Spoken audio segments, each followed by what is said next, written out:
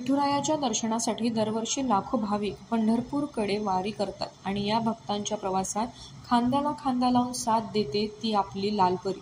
महाराष्ट्र राज्य मार्ग परिवहन महामंडळ यंदाही आषाढी वारीसाठी एसटी महामंडळाने विशेष नियोजन केले आहे. वाशिम जिल्ह्यातील वाशिम, रिसोड, मालेगाव आणि मनोरा या 4 आगारांमधून एकूण 139 विशेष बसेस 2 जुलै ते 13 जुलै दरम्यान पंढरपूरकडे रवाना होणार आहेत.